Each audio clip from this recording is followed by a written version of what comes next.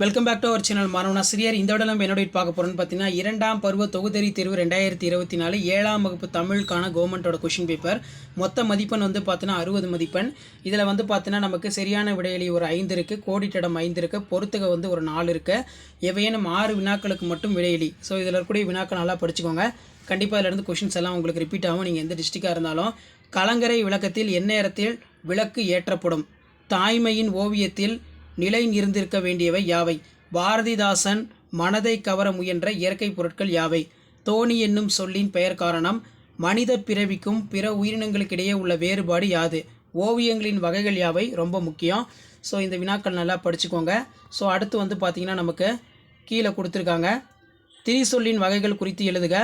ஓர் எழுத்து ஒரு மொழி என்றால் என்ன? ரொம்ப முக்கியம். எவையேனும் 2 வினாக்களுக்கு மட்டும் விடையிலி. கடலில் கப்பல் செல்லும் காட்சியினை அகநானூறு எவ்வாறு விளக்குகிறது? அதே மாதிரி கீரை பாத்தியும் குதிரையும் எக்காரணங்களால் ஒத்திருக்கின்றன? பண்டைய தமிழரின் கப்பல் செலுத்தும் முறை பற்றி விளக்குக. கேலிச்சித்திரம் என்றால் என்ன?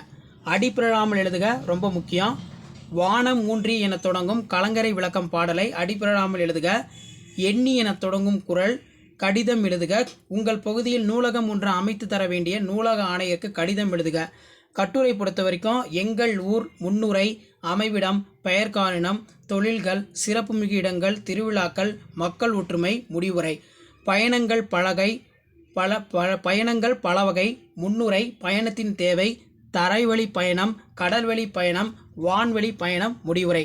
அடுத்த அனைத்து வினாக்களுக்கு விடையிலி. 10x1 10 குறிப்புகளை கொண்டு மா என்னும் இடத்தில் தொடங்கும் சொற்களை எழுத சொல்லியிருக்காங்க. யூனிஃபார்ம் கலைச்சொல் எழுதணும். சீருடை டிசிப்ளின் ஒழுக்கம் இடைச்சொல்லை சேர்த்து தொடரமைத்து எழுதுக. ஸோ கண்டிப்பாக இந்த கொஸ்டின் பேப்பரில் இருக்கக்கூடிய கொஸ்டின் எதுவும் ஸ்கிப் பண்ணாதீங்க. மறக்காத வீடியோ பண்ணி ஷேர் பண்ணுங்கள். சேனலை சப்ஸ்கிரைப் பண்ணுங்கள். தேங்க்யூ.